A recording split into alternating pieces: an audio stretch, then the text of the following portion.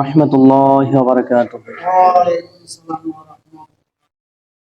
Alhamdulillahil akramil ladzi khalaqal insana wa karram wa 'allamahu minal bayani ma lam ya'lam fasubhanalladzi la yuhsa imtinanuhu bil lisani wala bil qalam.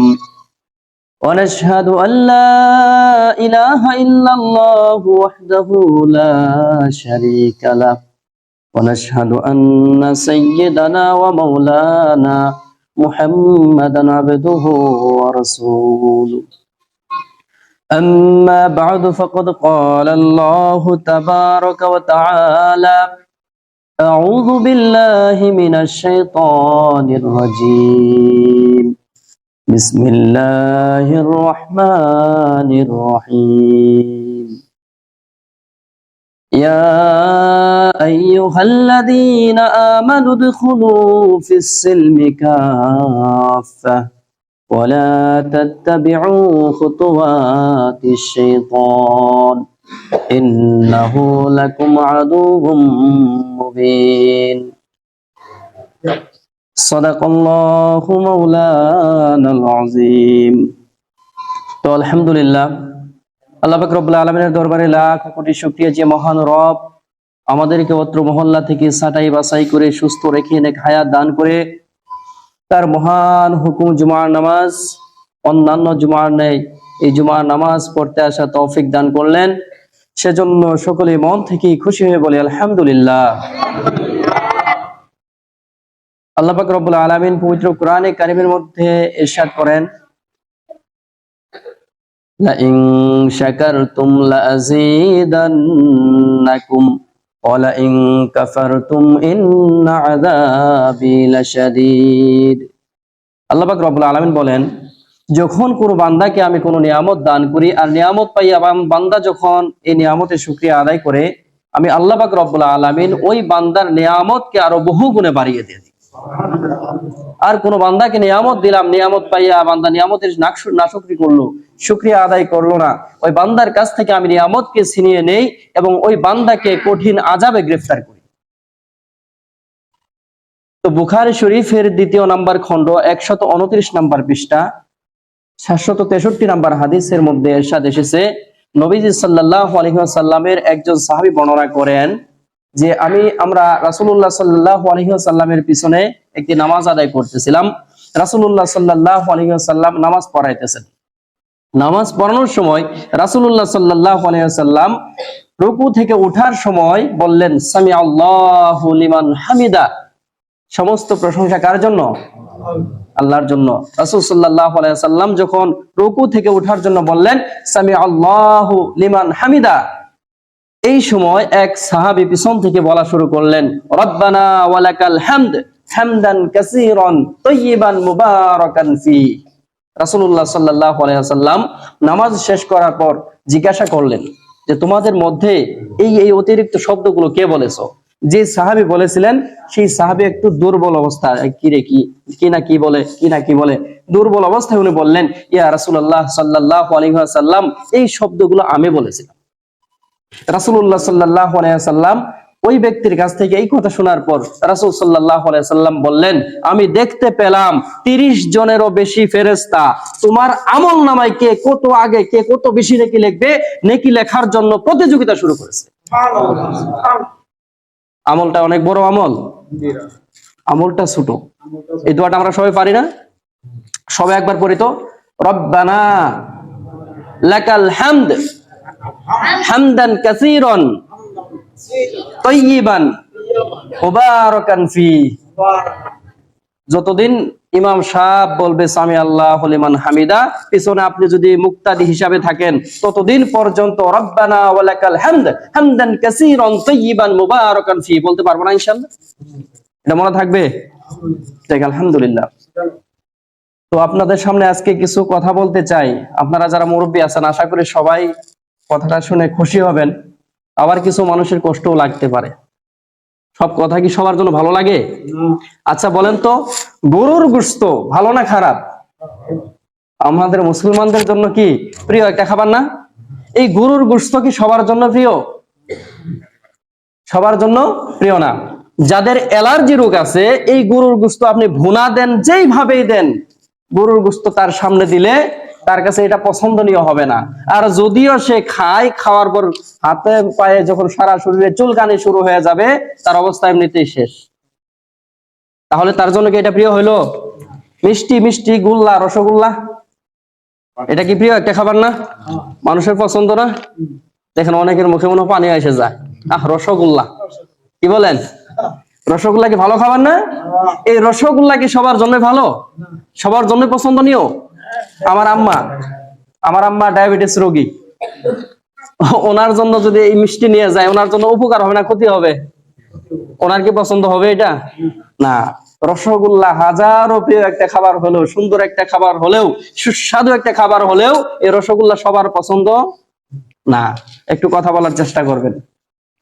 ঠিক তদ্রুপ ভাবে কোরআনে কারিমের মধ্যে আল্লাহ পাক রব্বুল আলামিন যত আয়াত নাজিল করেছেন, যত বিধান নাজিল করেছেন, এইরকম কিছু কিছু আয়াত আছে, কিছু কিছু বিধান আছে, কিছু বান্দার জন্য খুব কষ্টকর হয়ে যায়। এটা কি আল্লাহর পক্ষ থেকে কষ্টকর? বান্দার নিজের দিক থেকে নিজের কষ্টকর, বান্দার নিজের মেনে নিতে কষ্ট হয়ে যায়। যেমন কিছু কিছু বিধান সম্পর্কে অনেকেই বলে, আরে মুসলমানদের ধর্মের মধ্যে এমন অবস্থা, কোন বিবাহিত পুরুষ যদি জিনা করে, তাকে কোমর পর্যন্ত বা গলা পর্যন্ত মাটিতে পুঁতে তাকে পাথর দিয়ে নিক্ষেপ করে, পাথর মারতে মারতে মারেই ফেলো। কত নিকৃষ্টতম একটা কি বিধান! নাউজুবিল্লাহ পড়ি সবাই। এটা কি নিকৃষ্ট? একটা বিধান যদি এরকম ভাবে কার্যকর একটা এলাকার মধ্যে হয়ে যায়, ওই আশপাশের চতুর্পাশের কোন এলাকার মধ্যে আরো জেনা হওয়ার সম্ভাবনা আছে? সম্ভাবনা নাই। তো যা হোক, তাহলে কোরআনের কিছু কিছু বিধান আছে, কিছু মানুষের মেনে নিতে কষ্ট হয়।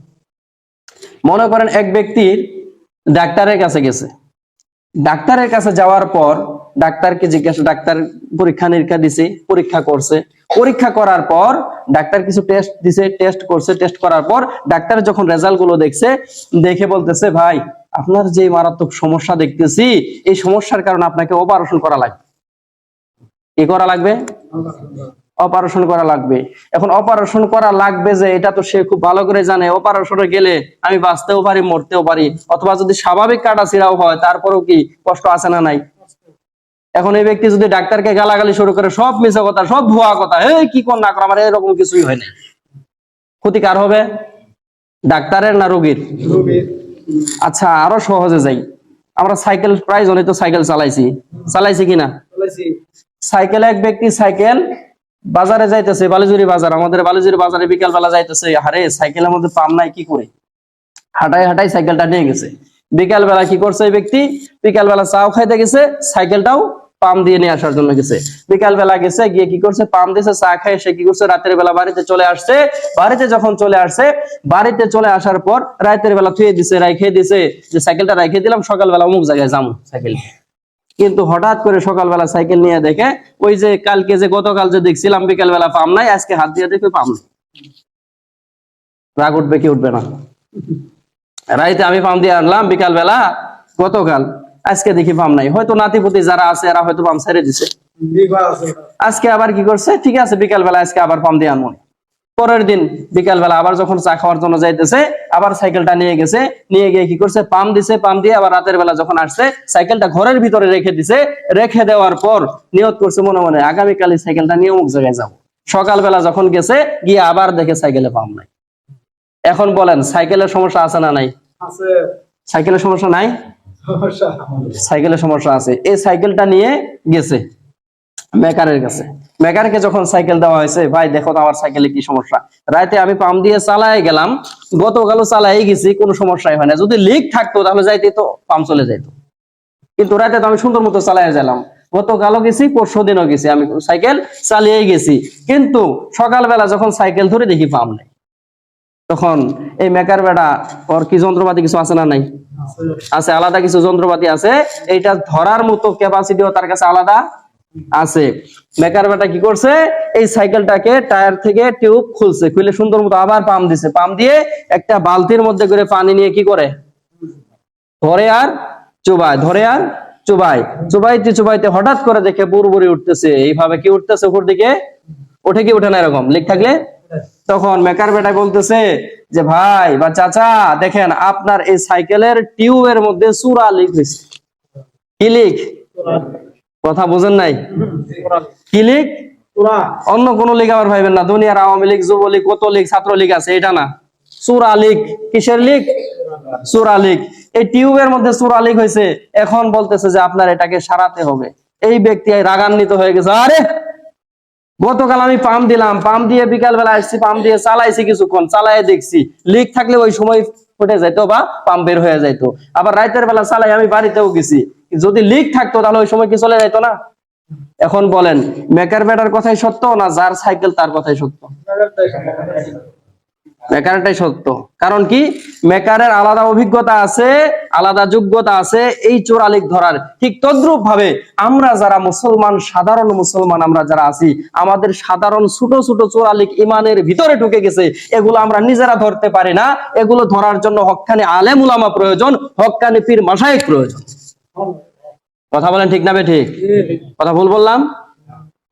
তাহলে আমাদের ইমানের ভিতরে এরকম ছোটখাটো কিছু চোরালিক ঢুকে গেছে, এগুলো যদি ধরতে হয় কার কাছে যেতে হবে?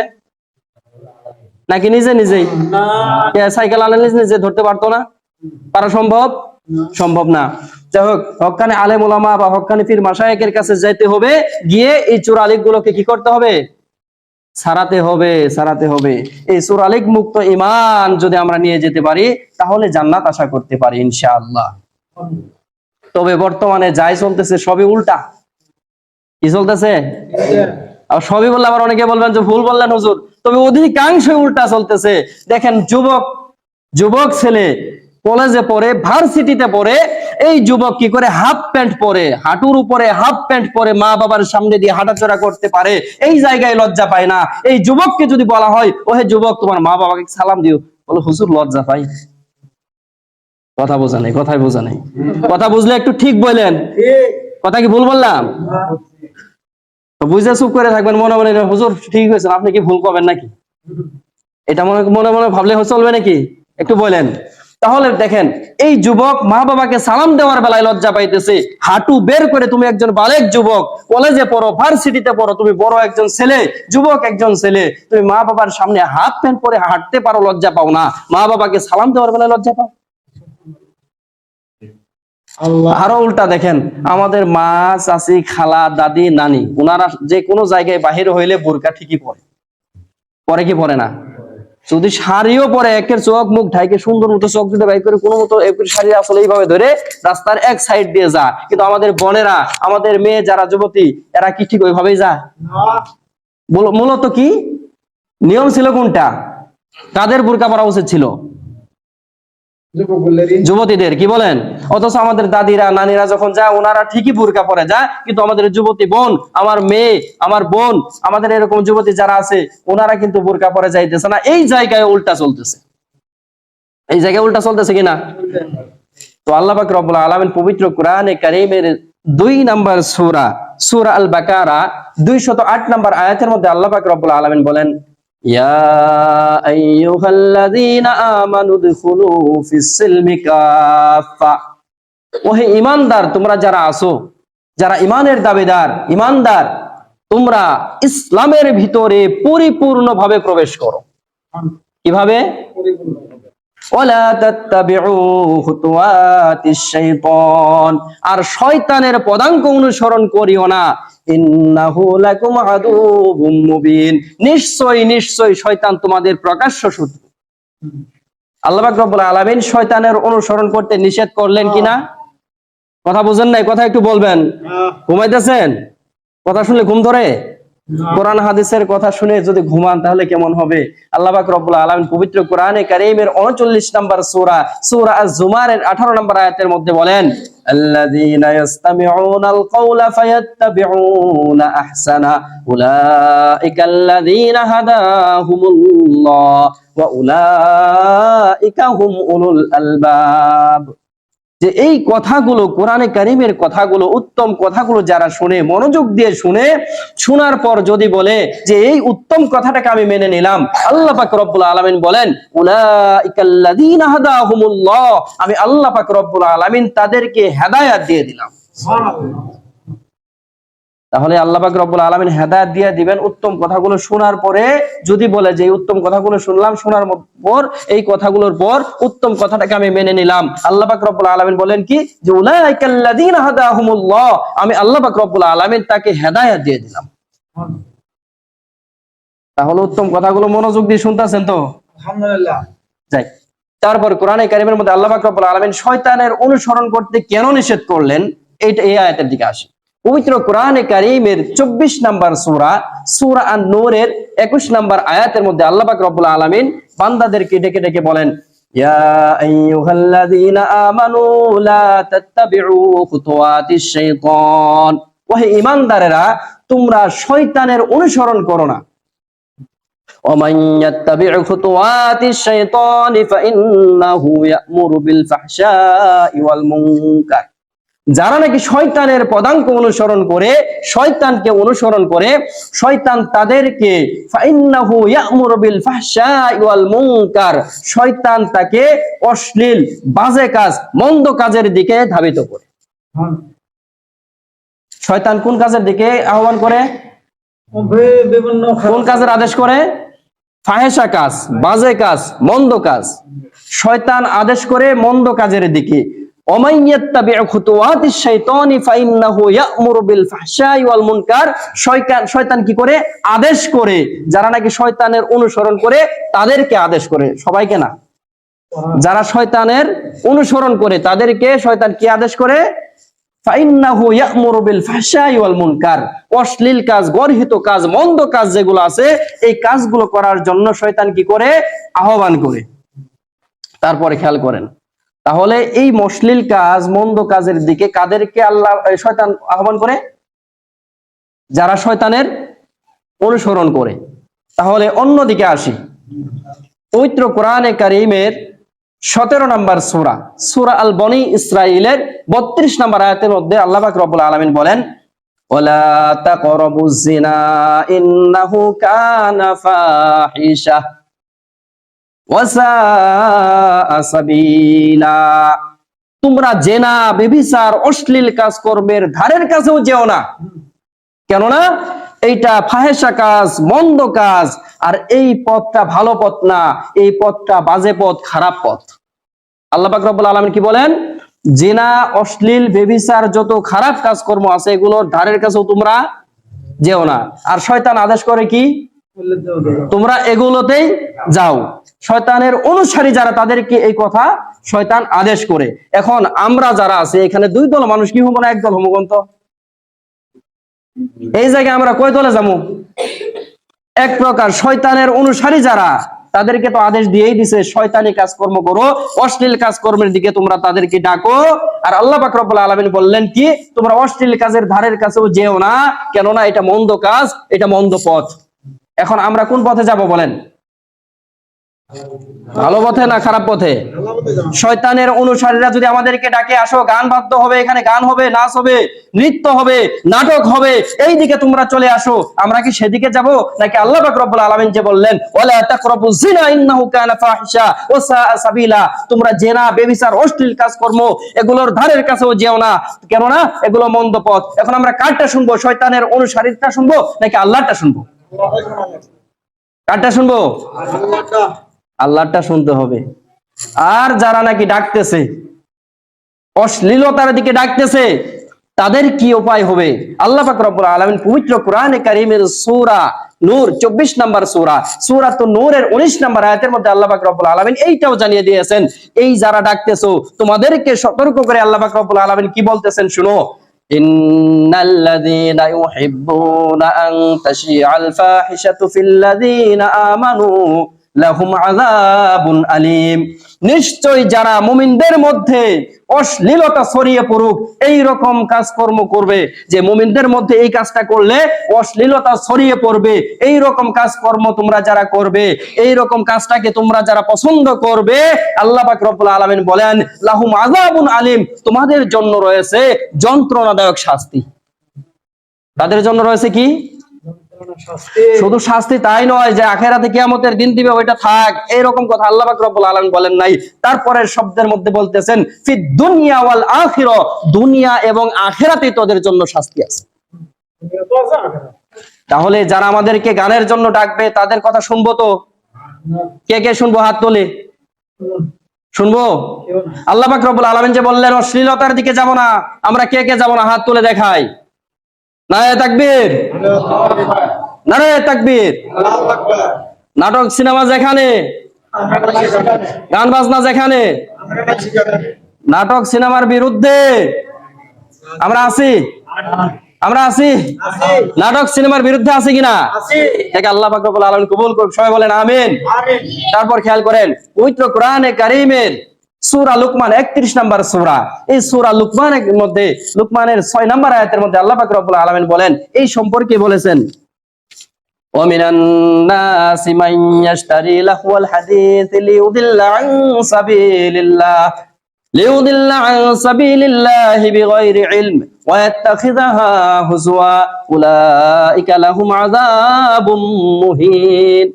মানুষের মধ্যে এমন কিছু মানুষ আছে তারা বুঝে হোক না বুঝে হোক তারা কি করে মুমিনদেরকে সৎ পথ থেকে, ইমানদারদেরকে সৎ পথ থেকে ফেরানোর জন্য তারা কি করে অসার বাক্য, অশ্লীল কাজ করার জন্য অপ্রয়োজনীয় কিছু জিনিস ক্রয় করে আনে। আর আল্লাহ পাক রব্বুল আলামিন বলেন তাদের জন্য রয়েছে লাহুম আযাবুম মুহিন, লাঞ্ছনাজনক শাস্তি। প্রথমে কি বললেন? যন্ত্রণাদায়ক শাস্তি। সূরা লুকমানের 6 নম্বর আয়াতের মধ্যে আল্লাহ পাক রব্বুল আলামিন বললেন লাহুম আযাবুম মুহিন, লাঞ্ছনাজনক শাস্তি তাদের জন্য রয়েছে।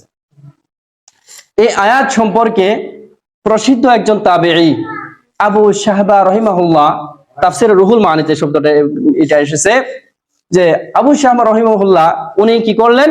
আব্দুল্লাহ ইবনে মাসউদকে জিজ্ঞাসা করলেন, সাআলতু আব্দুল্লাহ ইবনে মাসউদিন আন্নাহু ক্বাল ওয়া মিনান নাসি মান ইয়াশতারি লাহুল হাদিস লিইউদিল্লা আন সাবিলিল্লাহ ক্বালা ওয়াল্লাহিল গিনা।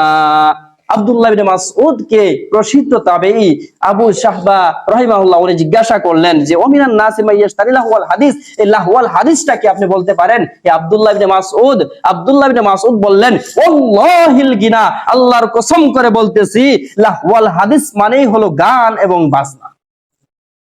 তাহলে গান এবং বাজনার আয়োজন যারা করে তাদের জন্য কি শাস্তি বললাম? লাঞ্ছনাজনক শাস্তি। তারপরে খেয়াল করেন রাসূলুল্লাহ সাল্লাল্লাহু আলাইহি ওয়াসাল্লামের কয়েকজন সাহাবী এই বিষয়ে, এই গান যে আসলে যে গান বাজনা যে হারাম এটা স্পষ্ট করেছেন। আন জাবির ইবনে আব্দুল্লাহ রাদিয়াল্লাহু তাআলা আনহু قال قال رسول الله صلى الله عليه وسلم الغناء ينبت النفاق كما ينبت الماء الزرع। যারা গান বাজনা করে, এই গান বাজনা করার দ্বারা তাদের যে অন্তর আছে, কলব আছে, এই কলবের ভিতরে নেফাকি, মুনাফিকি তৈরি হয়। তারপর এই সাহাবী আব্দুল্লাহ ইবনে জাবির রাদিয়াল্লাহু তাআলা আনহু বলেন কামা ইউনবিতুল মাউজ জারআ, যেমনি ভাবে পানি শস্য উৎপন্ন করে তেমনি ভাবে গান বাদ্য মানুষের অন্তরে নেফাকি, মুনাফিকি তৈরি করে। তাহলে গান বাদ্য করা অবস্থায়, গান বাদ্যকে ভালোবেসে, গান বাজনা যেগুলো আছে এগুলোকে পছন্দ করে এই অবস্থায় যদি মৃত্যুবরণ হয় তাহলে এই ব্যক্তিটা কি হলো? মুনাফিক অবস্থায় মৃত্যুবরণ করলো।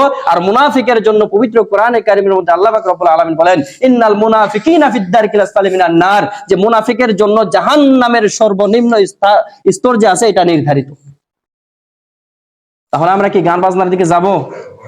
যদি কোনো নাটক হয়, গান হয়, বাজনা হয়, আপনাদেরকে যদি বলে মুরব্বী যারা আছেন যে এটা আমাদেরকে বন্ধ করতে হবে, আপনারা কে কে রাজি আছেন? হাত তুলেন তো দেখি।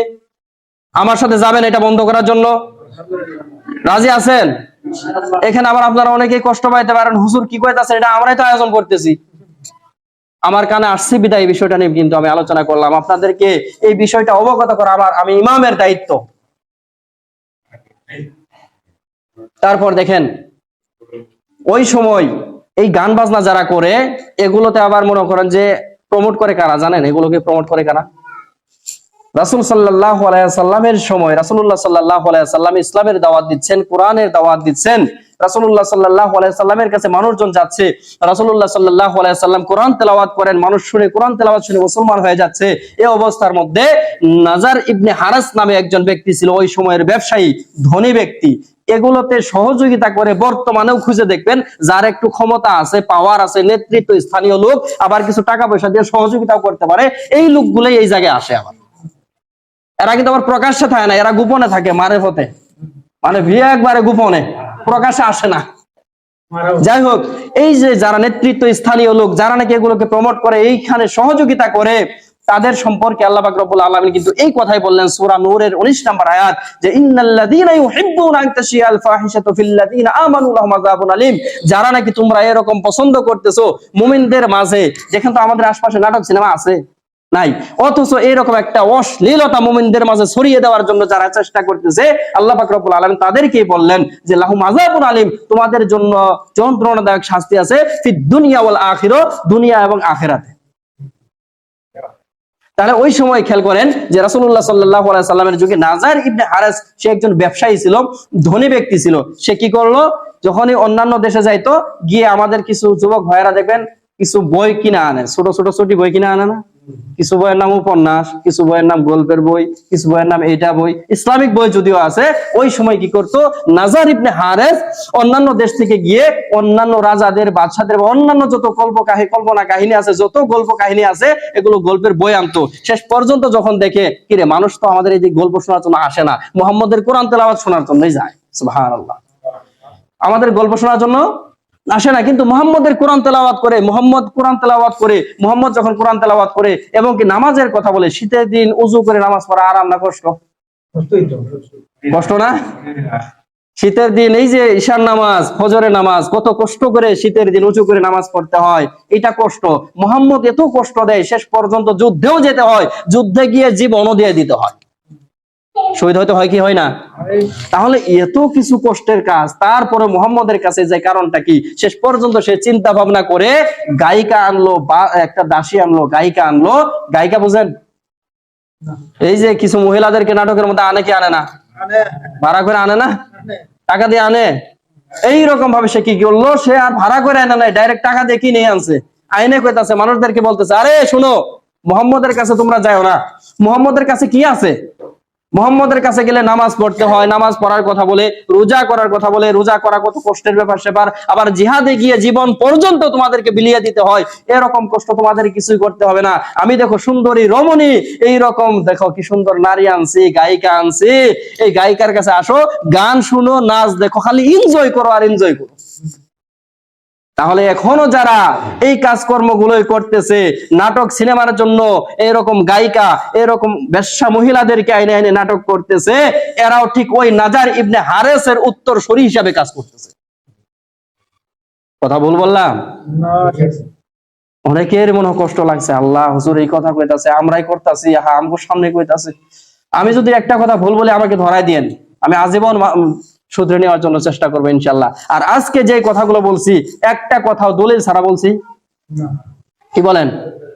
আয়াত নাম্বার বলছি আর সূরা নাম্বার বলছি, যদি হাদিস নাম্বার লাগে সেটাও আপনাদেরকে জানিয়ে দেওয়া হবে ইনশাআল্লাহ।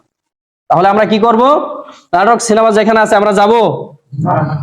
নাটক সিনেমা কোনো জায়গায় যদি হয়, নাটক যদি হয়, অশ্লীল নাটক, গান বাজনা এগুলো যদি হয়, এই এলাকার মধ্যে আল্লাহ পাক রব্বুল আলামিনের লানত বর্ষিত হয়। এলাকাবাসী যারা কবরবাসী আছে, কবর আছে, এই কবরে পর্যন্ত আযাব আসতে পারে এই নাটক সিনেমার, এই গান বাজনার জন্য। তাহলে আমাদের মা, অনেকেরই বাবা, অনেকের দাদা দাদি কবরে শুয়ে আছে, আর তাদের যে বক্স এক একটা আনে, পুরো এলাকা মাটিতে কাঁপে, কাঁপে না? আহারে গতবার একেবারে হাত পাও ধরলো, হুজুর এবার মাফ করি, তারা জিন্দেগিতে নাটক করবো না। আমরা তো আর মাফ করি না, মাফ করা যাবে এই কাজে? হুজুর মাফ করি দেন, আর জিন্দেগিতে নাটক করবো না, বাজারের মধ্যে দাও। যাক, আমরা চুপচাপ কি করবো, মানে তালি ফেলাম না। শেষ পর্যন্ত জীবনের বার একবার খালি হুজুর মাফ চাই। শেষ পর্যন্ত একজনে বললো 40,000 টাকার মতো ওদের খরচ হয়ে গেছে। আমি আর মাওলানা ইমান আলী সাহেব বললাম যে 40,000 টাকা আমি আর ইমান আলী সাহেব দিয়ে দিব, তাও নাটক করা যাবো না। কিন্তু তারপরেও কিছু নেতা কর্মীদের ধরে বললো কি যে না, এবার শুধু করুক, আর জীবনেও করবো না। শেষ কান ধরে তওবা করলো, একের বাজারের মধ্যে কানও ধরছে, তওবাও করছে। এবার আবার যদি নতুন করে সাজায়, তাহলে তাদের তওবা আমরা মেনে নিমু? কি কোন এবার তওবা করলে মেনে নিমু? মেনে নেওয়া যাবো না, কখনো মেনে নিব না ইনশাআল্লাহ। আল্লাহ পাক রব্বুল আলামিন যদি আমাকে বাঁচিয়ে রাখে আর এই জায়গায় থাকে, আমি আলামিন ইমামতি থাকবো কি থাকবো না সেটা কোনোদিন পরোয়া করি নাই, করবো না। ঠিক আছে, আল্লাহ পাক রব্বুল আলামিন আমাদের সবাইকে সহিহ বুঝ দান করুক। ওয়া আখিরু দাওয়ানা আলহামদুলিল্লাহি রাব্বিল আলামিন। যারা সুন্নাত পড়েন 4 রাকাত ক্বাবলাল জুমা সুন্নাত পড়েন।